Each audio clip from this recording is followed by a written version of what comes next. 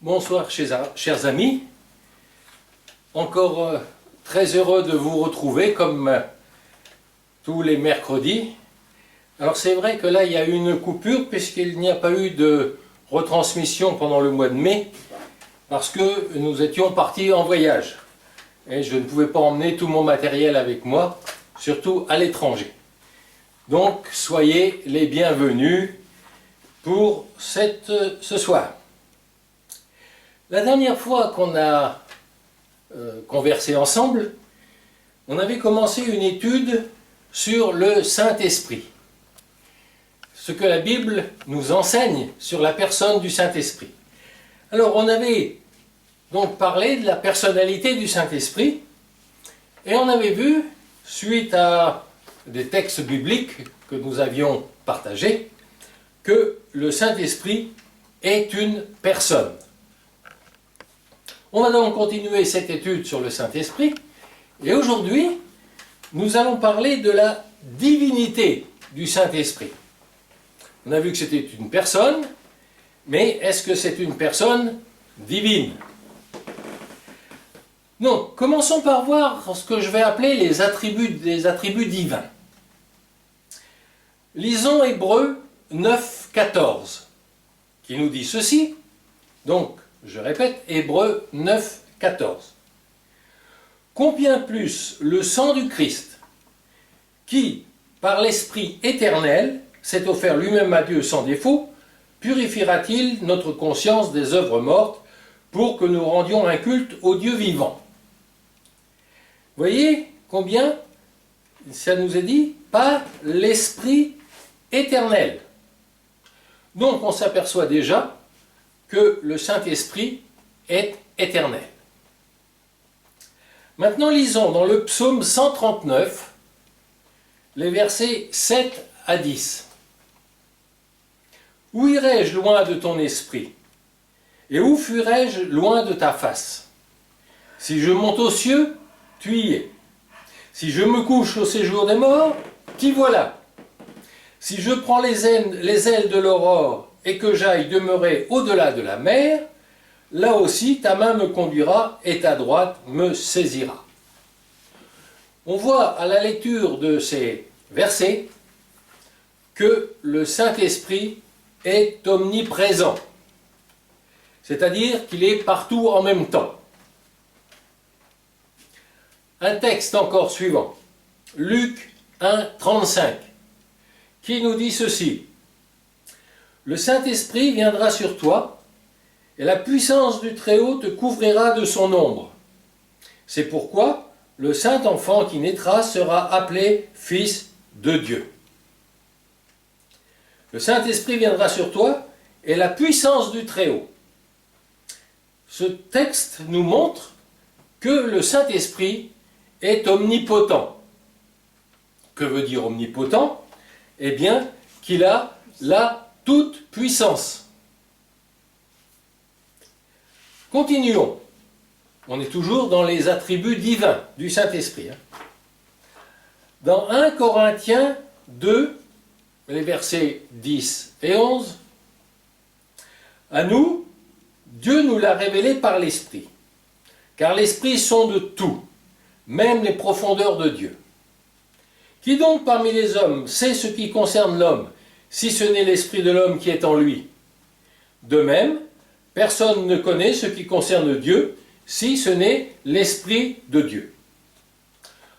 Et nous lisons encore un texte dans Jean, l'évangile de Jean, d'abord chapitre 14, le verset 26, qui nous dit cela. Mais le Consolateur, le Saint-Esprit que le Père enverra en mon nom, c'est lui qui vous enseignera toutes choses et vous rappellera tout ce que moi je vous ai dit. Et toujours dans Jean, au chapitre 16, les versets 12 et 13, j'ai encore beaucoup de choses à vous dire, mais vous ne pouvez pas les comprendre maintenant.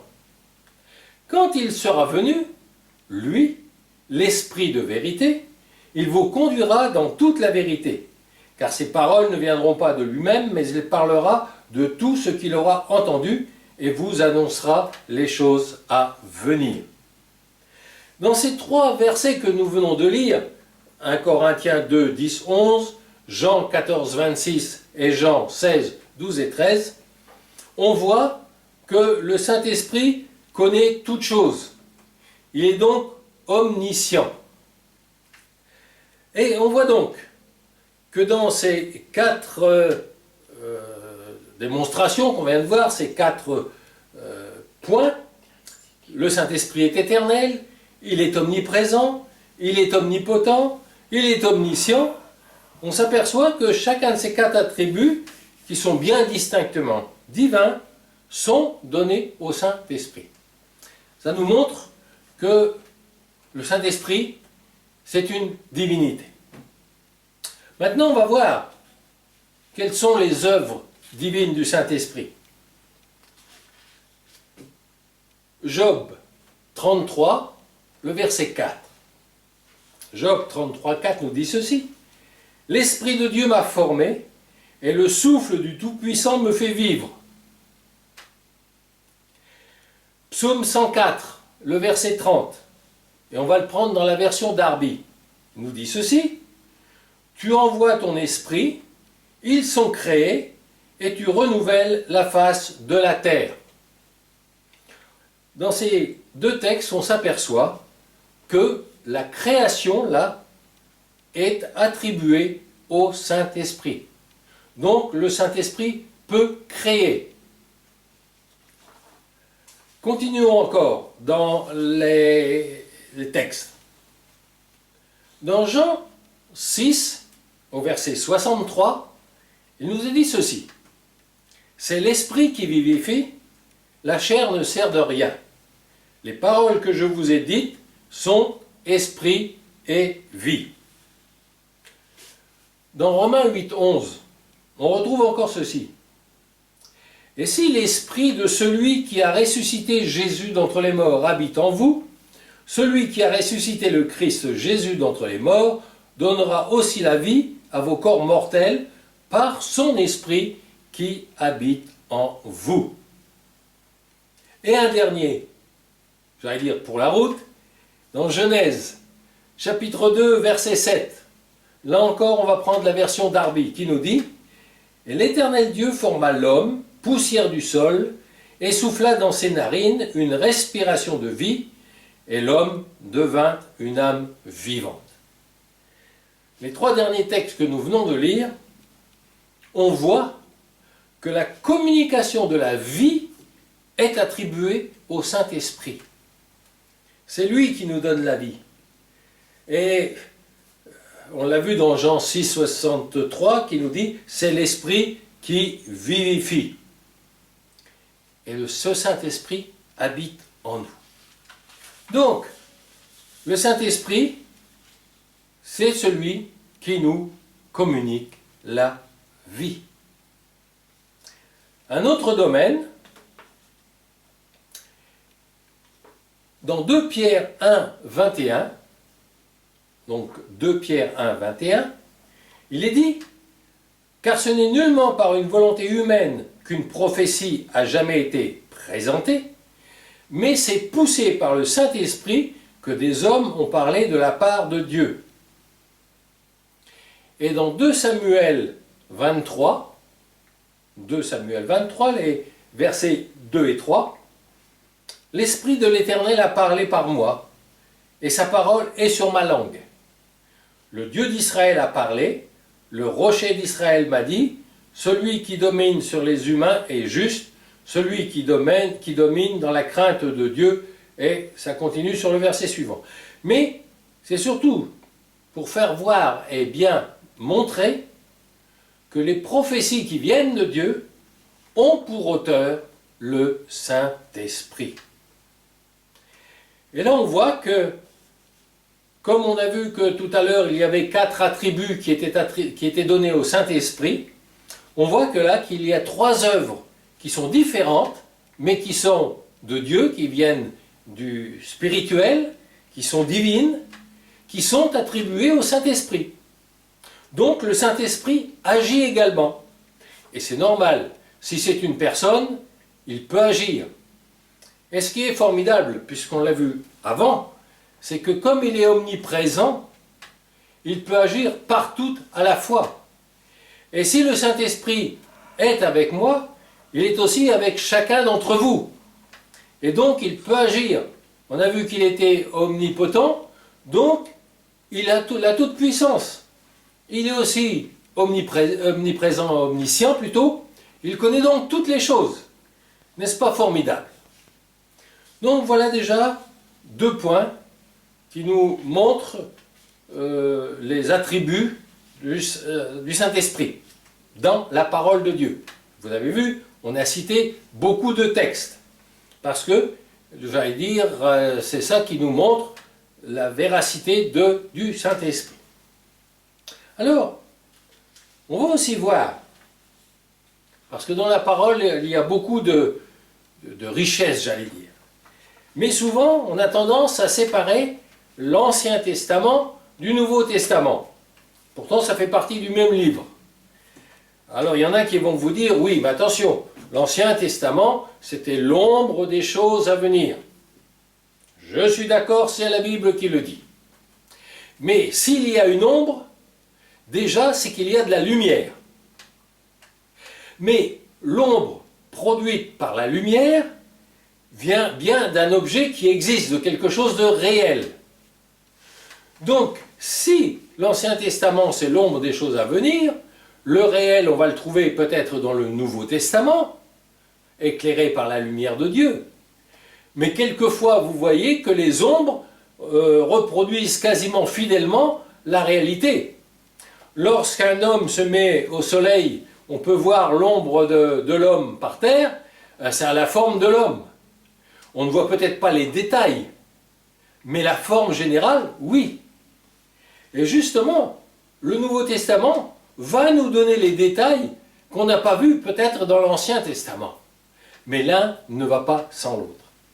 Et même en ce qui concerne le Saint-Esprit, on va voir qu'il y a des déclarations qui se rapportent à l'Éternel, à Dieu, ou à Jéhovah, si vous voulez l'appeler comme ça, dans l'Ancien Testament, et qui sont appliquées au Saint-Esprit dans le Nouveau. Prenons par exemple Ésaïe 6, Ésaïe chapitre 6, les versets 8 à 10. Il est dit ceci: « J'entendis la voix du Seigneur disant, qui enverrai-je et qui marchera pour nous?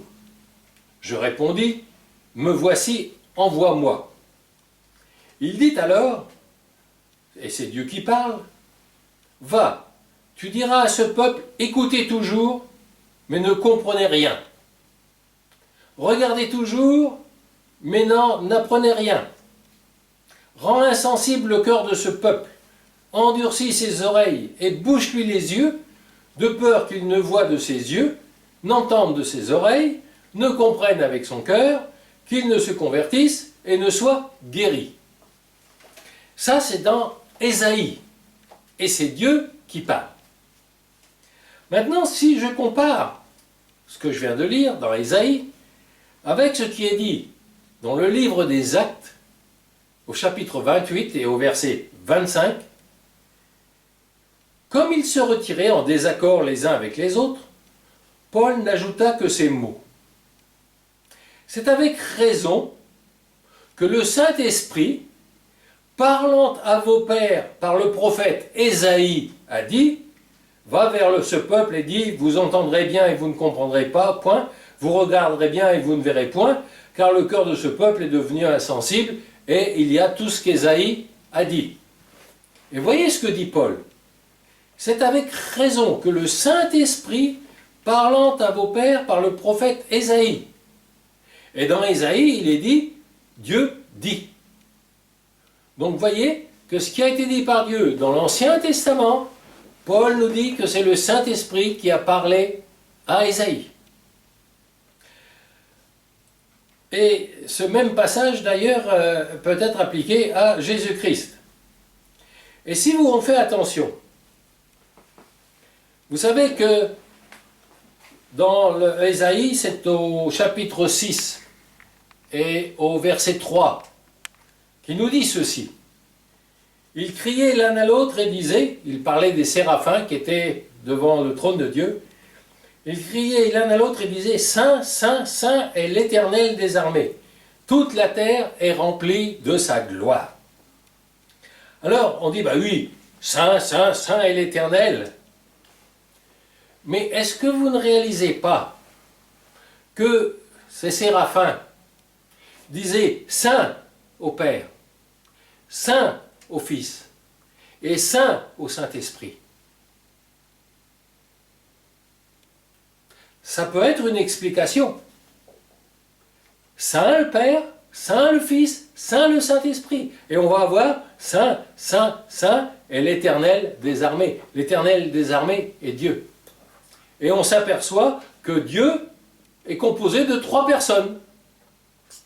Il y a Dieu le Père, Dieu le Fils, Dieu le Saint-Esprit. Donc voyez-vous, c'est peut-être cela qui a été dit, et ça peut expliquer cette vision et de cette triple proclamation Saint, Saint, Saint.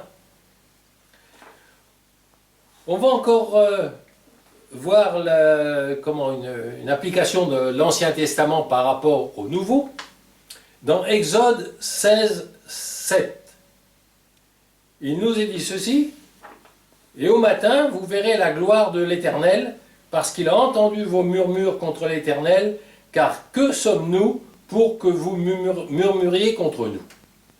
On peut comparer ça avec Hébreux, au chapitre 3, donc le premier c'était Exode 16, verset 7, et on peut comparer avec Hébreux, chapitre 3, les versets 7 à 9, qui nous dit « C'est pourquoi, selon ce que dit le Saint-Esprit, aujourd'hui, si vous entendez sa voix, n'endurcissez pas vos cœurs, comme lors de la révolte, au jour de la tentation dans le désert, où vos pères me tentèrent pour m'éprouver et virent mes œuvres pendant 40 ans. » Voyez-vous?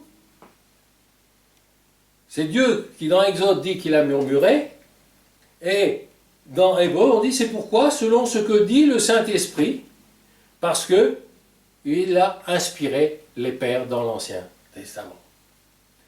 Donc, certaines déclarations qui, dans l'Ancien Testament, désignent clairement Dieu, ou Yahvé, ou l'Éternel, se rapportant au Saint-Esprit dans le Nouveau, autrement dit, le Saint-Esprit occupe bien la position de la divinité dans le Nouveau Testament. Encore une fois de plus. Et donc, on continue pour un 4e point. Donc, je rappelle les points. La première, c'était les attributs divins qu'on a donnés au Saint-Esprit. Le deuxième, ça a été les œuvres divines du Saint-Esprit. En troisième, ça a été les déclarations qui se rapportent à Dieu dans l'Ancien et qui sont attribuées au Saint-Esprit, c'est-à-dire qui se rapportent à Dieu dans le Nouveau et qui sont attribuées au Saint-Esprit dans l'Ancien. Maintenant, nous allons voir la manière dont le nom du Saint-Esprit est uni à celui de Dieu. C'est incroyable ce qu'on peut trouver dans la parole de Dieu. 1 Corinthiens 12, versets 4 à 6. 1 Corinthiens 12, il y a diversité de dons, mais le même esprit. Diversité de services, mais le même esprit. Diversité d'opérations, mais le même Dieu qui opère tout en tous. Vous avez vu là? Le même esprit dans le verset 4, le même Seigneur, verset 5, le même Dieu, verset 6. On a l'impression que là, le Seigneur, c'est souvent Jésus, qu'on appelle comme ça. Donc, j'allais dire, il y a toutes les personnes. Matthieu 28, 19, que nous dit-il? Allez, faites de toutes les nations des disciples, ça je vous le répète assez souvent, baptisez-les au nom du Père, du Fils et du Saint-Esprit. Et encore un endroit dans 2 Corinthiens 13, 13, où il nous est dit, et c'est Paul qui parle, que la grâce du Seigneur Jésus-Christ, l'amour de Dieu et la communion du Saint-Esprit soit avec vous tous.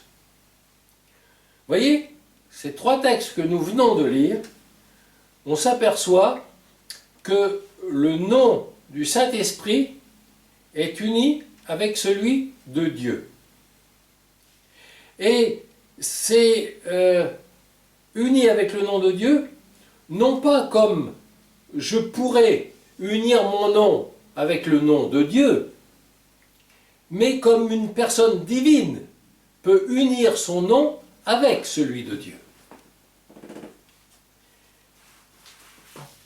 Et c'est cette démonstration, toujours dans l'étude de la divinité du Saint-Esprit. Le Saint-Esprit est une personne, mais on va voir que c'est une personne divine. Et même, ça va même beaucoup plus loin, parce que c'est un nom divin. Et dans le dernier texte que nous allons lire ce soir, nous allons voir que même le Saint-Esprit est appelé Dieu. C'est dans Actes, le chapitre 5, les versets 3 à 4. C'est un épisode que l'on connaît bien en général, parce qu'il est très sévère, mais ce n'est pas sur la sévérité que je vais retenir votre attention. Il s'agit d'Ananias et Saphira. Au verset 3, il est dit ceci, Pierre lui dit, Ananias, pourquoi Satan a-t-il rempli ton cœur, au point de mentir au Saint-Esprit et de retenir une partie du prix du champ? Lorsque tu l'avais, ne demeurait-il pas à toi? Et après la vente, le prix n'était-il pas à ta disposition? Comment as-tu mis en ton cœur une pareille action? Ce n'est pas à Dieu que tu as menti, mais à Dieu. Ce n'est pas à des hommes, que tu as menti, mais à Dieu. Au début, il dit, pourquoi le diable t'a rempli? Au point de mentir au Saint-Esprit. Et au verset suivant, il dit, ce n'est pas à des hommes que tu as menti, mais à Dieu. Donc, voyez-vous, ici, le Saint-Esprit et Dieu, c'est la même personne. Le Saint-Esprit est appelé Dieu. Donc, on s'aperçoit qu'avec tout ce que nous avons lu ce soir, les textes que nous avons médités, ou tout au moins parcourus, on s'aperçoit que par l'application de tous les attributs distinctement divins, l'omniscience, l'omniprésence, l'omnipotent, par plusieurs opérations également divines. On a vu que par des déclarations qui dans l'Ancien Testament se rapportent à Yahvé, à l'Éternel ou à Dieu, et dans le Nouveau qui se rapportent au Saint-Esprit,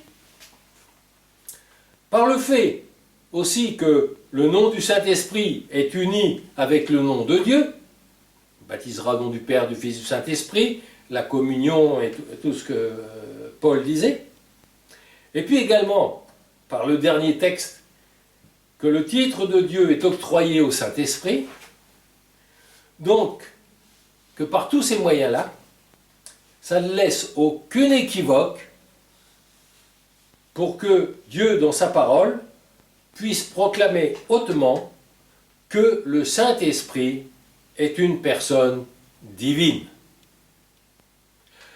Donc la dernière fois, nous avons vu que le Saint-Esprit était une personne, avec tous les attributs qui sont les qualificatifs qui sont donnés à une personne. Aujourd'hui, on a vu que le Saint-Esprit est une personne divine, c'est-à-dire que le Saint-Esprit est Dieu. On continuera certainement encore à parler du Saint-Esprit, là, pour la prochaine, dans 15 jours, lorsque nous ferons la dernière étude de cette année. Mais voyez-vous, ce qu'il y a, c'est que Dieu, c'est vrai, est omniprésent, omnipotent, omniscient, mais Dieu est dans son ciel. Il est dans son royaume de justice, dans son royaume de sainteté. Jésus est assis à sa droite, mais Jésus peut se déplacer. Et c'est vrai que Jésus peut se montrer. Mais disons que la place de Jésus, c'est à côté du Père. Mais aujourd'hui, il y a cette troisième personne, qui est une personne divine, qui est Dieu lui-même, qui nous a été envoyé et qui est ici-bas. Et non seulement ce Saint-Esprit, cette personne, est à côté de nous, ici-bas, mais il veut faire sa demeure en nous. Il veut que nos corps soient son temple. Il veut nous remplir. Alors il y a, j'allais dire, deux catégories. Il y a ceux qui marchent avec le Saint-Esprit à côté d'eux, mais il y a ceux qui marchent avec le Saint-Esprit à l'intérieur d'eux. Et quand on donne sa vie à Dieu, c'est-à-dire qu'on se réalise que nous sommes des pécheurs, que nous avons besoin d'un sauveur, de quelqu'un qui a payé le prix, et Jésus est venu sur terre pour cela. Il a été crucifié, son sang a coulé, et son sacrifice nous purifie complètement. Et maintenant que j'ai été purifié, eh bien le Saint-Esprit est venu en moi. Je l'ai accepté. Et qu'est-ce que c'est que le baptême du Saint-Esprit? Parce que souvent on parle de ça, il y a le baptême du Saint-Esprit. Mais le baptême du Saint-Esprit, c'est que le Saint-Esprit, il est tellement grand, que quand il rentre en moi, s'il prend toute la place, il y a un moment donné, il n'a plus de place à l'intérieur de moi, j'allais dire. Et il déborde. Mais il parle des langues que je ne comprends pas. Et voilà pourquoi je me mets forcément à parler en langue, parce que je dis des choses qui sont à la gloire de Dieu. Et plus je suis rempli du Saint-Esprit, plus je vais déborder. Le Saint-Esprit, c'est Dieu. Dieu est amour. Si je suis rempli du Saint-Esprit, je suis rempli de l'amour de Dieu. Et si je suis rempli de l'amour de Dieu, cet amour va déborder. Et va déborder sur les autres. Et les gens autour de moi vont voir que je suis rempli d'un amour qu'ils n'ont jamais connu sur la terre. Parce que sur la terre, il y a un amour sentiment, mais pas l'amour de Dieu. Et lorsque j'ai une personne remplie de l'amour de Dieu, qui rencontre une autre personne, qui est également remplie de l'amour de Dieu, que font ces deux personnes lorsqu'elles se rencontrent? Ben, elles se comprennent, elles sont sur la même longueur d'onde, elles sont dans la même unité. Elles n'ont pas besoin de chercher à faire l'unité, parce qu'elles sont toutes les deux remplies de l'amour de Dieu et du Saint-Esprit. Et s'il y a une troisième personne qui arrive et qu'elles se rencontrent, eh bien elles vont être remplies, toutes les trois, de cet amour, et l'unité va être faite automatiquement. Et je ne vous raconte peut-être ce petit épisode-là, je fais un petit vidéoclip, là, je vous aide à imaginer cela. Mais quand la Bible dit « À ceci vous reconnaîtrez, mes disciples, à ce qu'ils ont de l'amour les uns pour les autres ». Et la Bible dit, parlons d'autres personnes qui voient ces 3 ou 4 personnes là qui s'aiment de l'amour de Dieu et qui sont donc des disciples de Jésus. Regardez comme ils s'aiment. Et c'est à l'amour dont ils manifestent entre eux que les gens vont reconnaître et comprendre que Dieu existe et qu'il est amour, ce Dieu-là. Et que ce n'est pas un Dieu de religion, mais que c'est un Dieu d'amour qui veut nous aider et nous bénir. Et c'est pour ça que tous les idées, les associations, tout ce que l'on peut faire pour essayer de créer l'unité, c'est encore une création humaine qui ne rentrera pas dans le royaume de Dieu. Parce que tout ce qui est humain, ça ne peut pas rentrer dans le royaume de Dieu. Il n'y a que ce qui vient de Dieu qui peut rentrer dans son royaume. Et l'amour de Dieu en moi pourra me faire rentrer dans son royaume. D'une part, j'ai été lavé par le sang de Christ. J'ai accepté Jésus. Non seulement j'ai accepté Jésus, mais je lui ai donné toute ma vie. Et si j'ai donné toute ma vie à Jésus, ma vie ne m'appartient plus.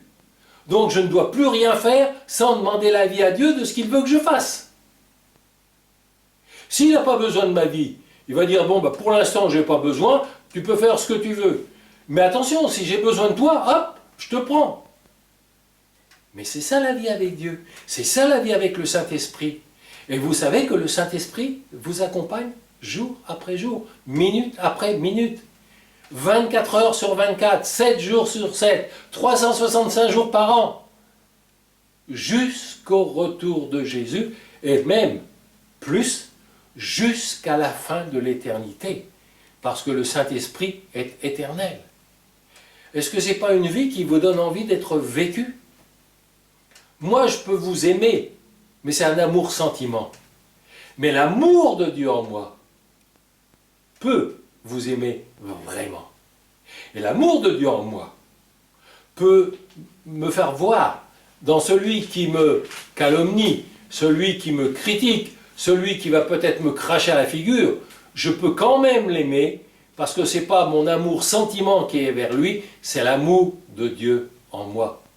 Et lorsque Dieu dit d'aimer ses ennemis, de bénir ceux qui nous maudissent, eh bien c'est avec cet amour que j'ai eu de lui, par la personne du Saint-Esprit qui habite en moi, qui est vivante, que je vais pouvoir aimer et pratiquer l'Évangile. Ce n'est pas plus difficile que cela. Et on n'a pas besoin d'appartenir à telle ou telle dénomination, telle ou telle religion, parce que le Dieu de créateur, l'Éternel, Yahvé, qui est composé du Père, du Fils et du Saint-Esprit, n'appartient à aucune religion. Et c'est ça qui est formidable, c'est que les hommes vont se battre pour des religions parce que ce n'est pas le même nom, mais le vrai Dieu n'appartient à aucune religion. Et c'est formidable de vivre avec cette personne. Chers amis, faites cette expérience avec le Saint-Esprit. Et vous savez, vous pouvez toujours lui demander de venir. Comme j'ai entendu une fois, lors d'un témoignage, une personne a dit « on peut toujours prier ». Eh bien, ça c'est vrai, on peut toujours s'adresser au Saint-Esprit, et le Saint-Esprit nous répondra. Là aussi, une pensée me vient tout de suite que je ne vais pas développer. Généralement, quand on a rencontré Dieu, qu'on a été sauvé, que notre vie a été transformée, alors là, on veut convaincre tous les gens du voisinage qui nous entourent. « Oh, tu sais, il faut que tu viennes, il faut que tu comprennes ça, faut... » Mais non. La Bible, que dit la Bible? Vous allez me dire, oui, mais il faut évangéliser. Oui, oui. Et que dit la Bible? Que c'est le Saint-Esprit qui convainc de péché. Bien sûr, il faut que je dise à la personne, ah, tu sais, t'es pas bonne, hein? Même si tu as fait que des bonnes choses, devant Dieu, tu n'es quand même pas bonne. Il faut que tu demandes pardon à Dieu. Mais c'est le Saint-Esprit qui va la convaincre. Une fois que j'ai semé, j'ai fait mon travail. Et c'est le Saint-Esprit qui fait le reste. Je n'ai pas besoin là de secouer les gens en leur disant il faut que tu, il faut. Non, Dieu m'a laissé libre de choisir. Dieu laisse tout le monde libre. Mais si je prie pour une personne, si je dis ce que j'ai vécu avec le Saint-Esprit, et si cette personne à qui je parle me voit l'aimer, et qu'elle me voit aimer d'autres personnes comme j'ai dit que j'aimais, alors là ça va la convaincre. Le Saint-Esprit va pouvoir la toucher. Merci Seigneur parce que tu nous as encore enseigné ce soir et tu veux nous faire comprendre que c'est le Saint-Esprit qui dirige toutes choses. Et je te demande de bénir Saint-Esprit tous ceux qui entendent ce message, qui ont entendu ce message, que vraiment cela soit pour ta gloire. Parce que tu as fait de notre corps ton temple et c'est pour ça que nous te demandons Seigneur de nous purifier afin que les lieux dans lesquels tu es soient vraiment saints comme tu veux qu'ils soient. Et Seigneur, je te demande de bénir tous mes amis qui ont entendu ce message. Et je te demande, Seigneur, de les aider à être remplis du Saint-Esprit, à être remplis de ton amour, afin que vraiment ceux qui les verront vivre puissent dire « Oui, ce sont des disciples de Jésus, à l'amour qu'ils ont les uns pour les autres, je les reconnais, et j'ai envie de vivre cet amour, et j'ai envie de les connaître, et comme ça, tu pourras attirer ces gens à toi. Seigneur, merci, aide-nous, et qu'à toi soit toute la gloire. Amen.